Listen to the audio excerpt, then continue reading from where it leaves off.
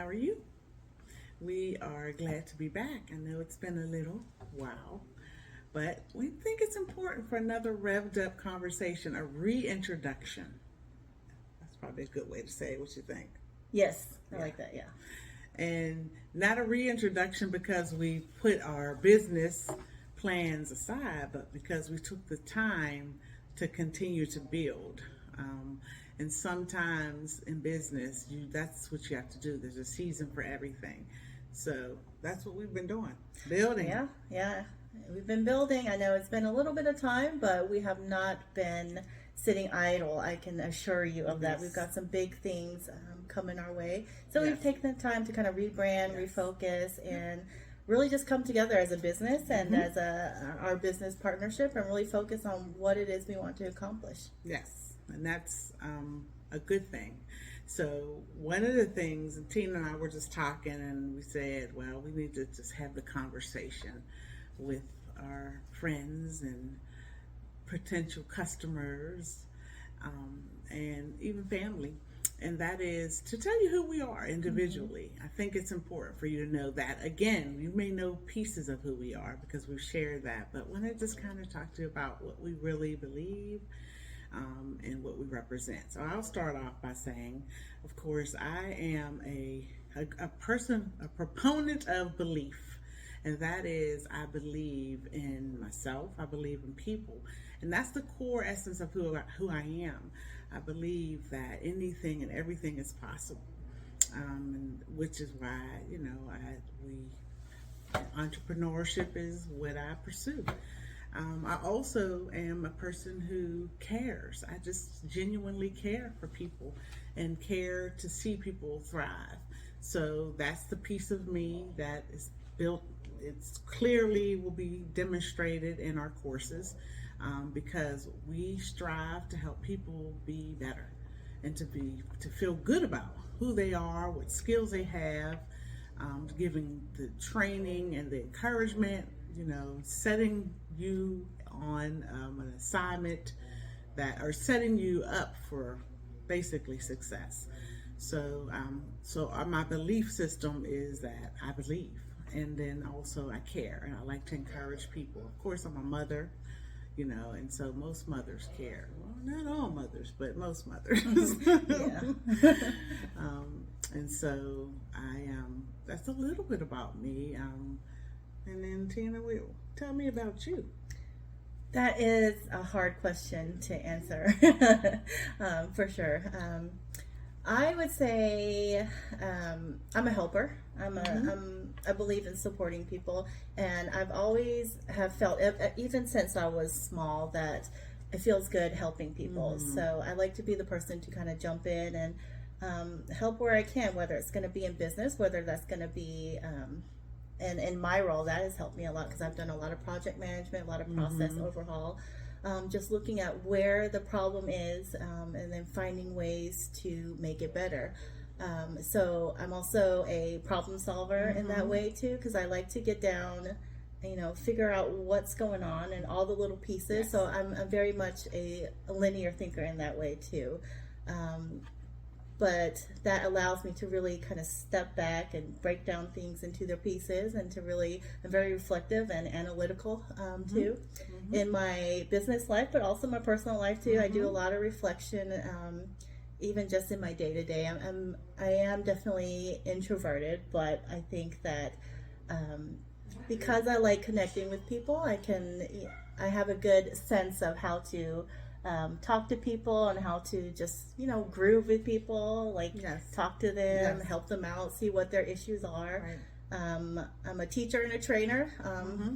I truly enjoy helping people to understand a process or to make their whether it's going to be something in work or something that they're struggling with in their daily life. I like to help them to overcome some of their struggles. And I'm a mom too. I'm a wife. That's actually the biggest parts of myself, I think. And in the end, I'm also just an entrepreneur and very much a creative type. I like to be able to see opportunities, and I like to have a lot of creative freedom. and to really just put myself out there and put my ideas out there and just really just think of other ways to go about bringing something to life that's really exciting to me. I think. Yeah, and I think that's why we really gel well, because like Tina probably said things better than I did, and that we naturally do want to help people, but we're very analytical. We're trainers at heart. We want to see people thrive and grow, and teach them the best way to do that wherever they are. And in our cases, revenue cycle management is something we call ourselves experts at. So we command the room in that regard, because we do know what the best practices are.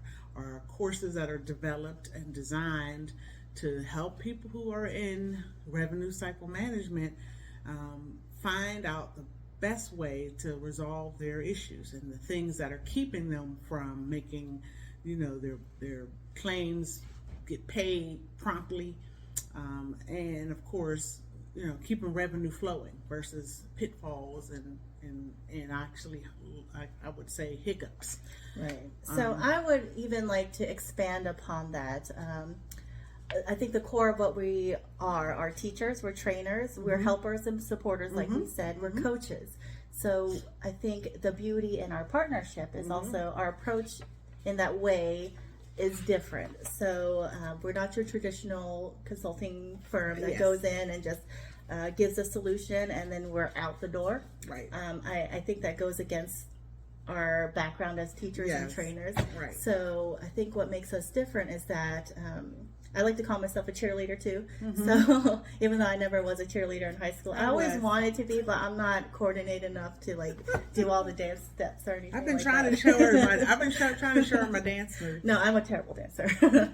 But really just sitting with people, making sure that they understand, and really kind of holding their hand through each step. So making it simple for people. I truly believe that you can take complex ideas, but the gift that you can give to people is to break it down into simple bite-sized chunks. So Absolutely. make it easy for people to understand. So give them tools, give them frameworks, and really just encourage them to digest this plethora of information in little bite-sized pieces, and that's how you help people to succeed. Yes, I 100% agree. One of the things I used to do with one of the practices that I was a part of was I would have daily, actually it was weekly huddles, and the huddle was designed to give people their assignments, to make them accountable for it, but not just them, but collectively, so that the people who are at the huddle know that, hey, that we're on, it's like ready, set, go. We're all on this team. This is the assignment we have to carry out this week. And these are the roles that we're going to play. And by the way, look what we did last week. So if we did this last week, then of course, this upcoming week or the week we're currently in, we should be able to knock the ball out of the park. So the huddle is designed to really get your team formed in proper position for the week to thrive. And so, but we have, the input is from everybody. What are the things that are preventing you, that you think may prevent you from fulfilling your position or the duties of your assignment? And so that's one of the things that I really wholeheartedly embrace, a huddle. And that's something that you can carry out in your daily life. You huddle, you bring your family in to dinner, and you sit down and say, hey, how's your week going? And hey, this is what I want to see you do this week or today or whatever, however you decide to lay it out. So the point that I'm just trying to make is giving you the example of the huddle is to reach out to the people that you know are on your team and to say, hey, we're all in this together. This is the role you play, but we know what each one of us is responsible for, so we can actually help each other. Yeah, and I think that's so important. So how many times have you, and I know we touched on this before, I've been in so many positions with different organizations where you go in, but it's not really laid out for you what's expected at the start, right? Yes. So you kind of go in and swimming in blindly, and that is so hard. So how do you know how to measure how you're doing if you don't really know what Right. you're dealing with. So I Right. think that huddle idea is excellent, and also I think it's a form of showing respect for Yes. not only like if you're having a family huddle, the people in your family, or if it's in your team, the people in your team, so that everybody gets a seat at the table and everybody can speak their opinion. Absolutely. And the key is to collaborate. So again, and I think this goes against the traditional business, I guess, framework in a lot of different organizations. But how many times have you been in where it's very top down and a lot of people, they don't always get a seat at the table? Yeah. Yeah. So I think that flipping that on its head is so important. Yes. These days, especially. Right. Yes. Once you allow feedback, once you're receptive to the feedback that you can get from a huddle, from the people who are part of making things work, and you take that and you create processes or improvements based on that, person's feedback. It's empowering. It makes that person actually really feel like they play a big role in the organization and that somebody's listening. And so that's it's big and it's huge, and it's a game. It was a game changer, I believe, in one particular organization that I was a part of. Yeah, definitely. I think that's the reasons why we came together as a partnership, because we believe truly in a lot of the same things. We believe in collaboration, coaching, and just really helping and supporting people.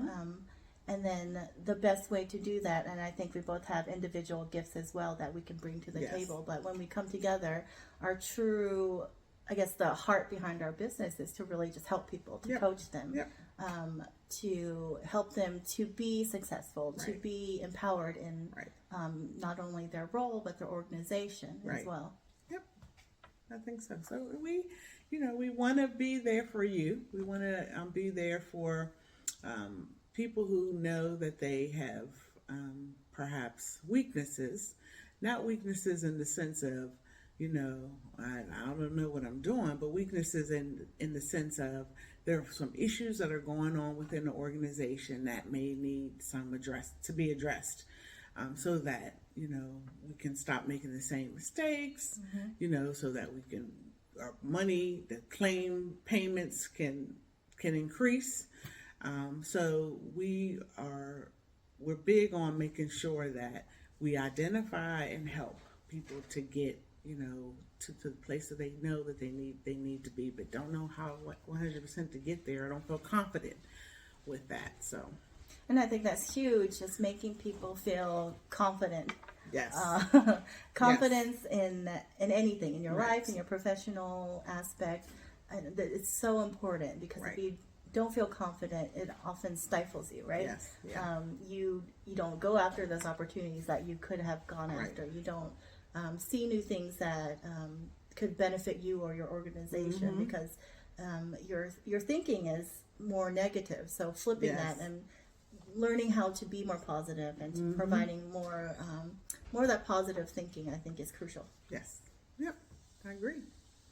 So we wanted to give you a piece of us, tell you who we are, again, reintroduce ourselves and tell you about, why we're doing what we're doing. And so I hope that that's helped you, and I hope that it's in some way motivated you, encouraged you to think about what you can be doing with yourself in terms of in your personal life, in your business life, how you can make a decision, first of all, to know who you are and believe in what it is that you're doing, or believe soundly in what you need to be doing. So just wanted to tell you a little bit about us again, and we hope that you walk away appreciating a piece or two. Yes. So we wish you the best today and hope that you make it a great day or evening or morning, wherever you are. Make it a great one.